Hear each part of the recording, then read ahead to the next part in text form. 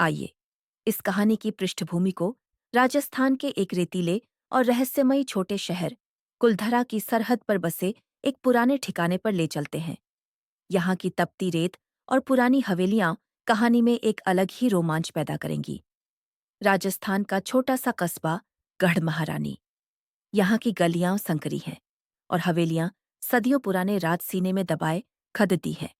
जून की तपती दोपहर के बाद अचानक आसमान में काली घटाएं घिराई थीं। यह साल की पहली बारिश होने वाली थी। अनाया अपनी पुश्तैनी हवेली की छत पर खड्डी थी। धूल भरी आंधी चल रही थी। तभी उसे हवेली के भारी लोहे के गेट के बाहर एक साया दिखाई दिया। क्रीक। दरवाजा अपने आप खुला। बाहर एक लंबा गबरू जवान खद्दा था, जिसकी आंखों पर चश्मा था और कंधे पर एक भारी बैग। जैसे ही पहली बूंद जमीन पर गिरी, उसने कदम अंदर रखा। मेरा नाम हर्षित है, उसने अपनी गहरी और खुरदरी आवाज में कहा। मैं एक आर्कियोलॉजिस्ट हूँ। मुझे इस इलाके की पुरानी बाउद्दियों पर रिसर्च करनी है। क्या मुझे यहाँ कमरा मिल सकता है? अनाया ने उसे गौर से देखा।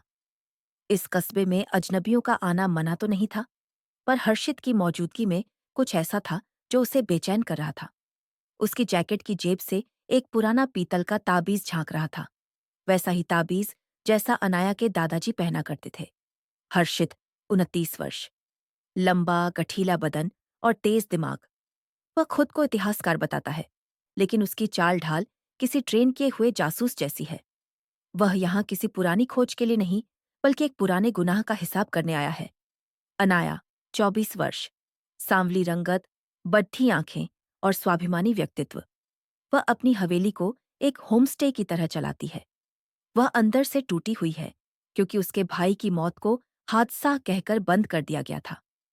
हर्षित हवेली के पिछवाड़े वाले कमरे में रहने लगा। अनाया ने गौर किया कि वह दिन भर बाहर रहता और रात को देर गए लौटता। उसके जूतों पर अक्सर उस प्रतिबंधित इलाके की मिट्टी होती थी जहां जाना कानूनन जुर्म था। काली बावत थी। एक रात अनाया ने उसे आंगन में किसी से फोन पर फुसफुसाते सुना। I am close. फाइल शायद इसी हवेली के तहखाने में है। बस उस लड्ढैकी। अनाया को शक नहीं होना चाहिए। अनाया के रोंगटे खड्डे हो गए। थॉट, ये यहाँ रिसर्च के लिए नहीं आया है। He is looking for something else. क्या ये भी उन्हीं लोगों में से है जिन्होंने मेरे भाई को मारा? अगले दिन अनाया ने उसका पीछा करने का फैसला किया। हर्षित पुरानी बावदी की सीढ़ियों के पास कुछ नाप रहा था। अचानक उसका पैर फिसला और वह गहरी खाई की तरफ गिरा। अनाया ने बिना सोचे उसका हाथ पकड़ डस लिया। संभल के, वह चिल्लाई। हर्षित ने उसे ऊपर खींचा। दोनों की सांसें तेज थीं। उस पल उनकी नजरें मिली। नफरत और शक के बीच एक अनजाना खिंचाव महसूस हुआ। तुम मेरा पीछा क्यों कर रही हो अनाया? हर्षित ने उसे दीवार से सटाते हुए पूछा। तुम मेरी हवेली में क्या ढूंढ रहे हो? सच बताओ, वरना अभी पुलिस को फोन करती हूं। अनाया की आवाज कांप रही थी। हर्षित ने उसे छोड़ी हट दिया और अपनी जेब से एक मुद्दा हुआ कागज निकाला। वह अनाया के भाई आर्यन की आखिरी चिट्ठी थी। मैं पुलिस नहीं हूं, अनाया। मैं आर्यन का दोस्त हूं। हर्षित की आवाज भरा गई। आर्यन ने मुझे मरने से पहले ये भेजा था। उसने लिखा था कि इस हवेली के नीचे करोड़ों का सोना नहीं, बल्कि इस राज्य के सबसे बड़े राजनेता के ड्रग्स रैकेट के सबूत छिपे हैं। उसे मार दिया गया क्योंकि वह गवाही देने वाला था। अनाया पत्थर सी जम गई। तो तुम यहां बदला लेने आए हो? I am here to finish what he started. पर मुझे तुम्हारी मदद चाहिए। वो फाइल तुम्हारे दादाजी की पुरानी तिजोरी में है, जिसका कोड सिर्फ तुम जानती हो। बारिश अब मूसलाधार हो चुकी थी। रेगिस्तान की मिट्टी की सोंधी खुशबू के बीच एक खतरा मंडरा रहा था। राजनेता के गुंडों ने हवेली को चारों तरफ से घेर लिया था। हर्षित और अनाया तहखाने में थे।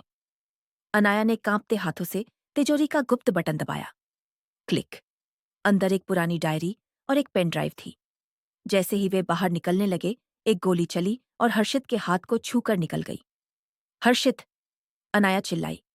भागो अनाया, पिछवाड़े के रास्ते से निकलो।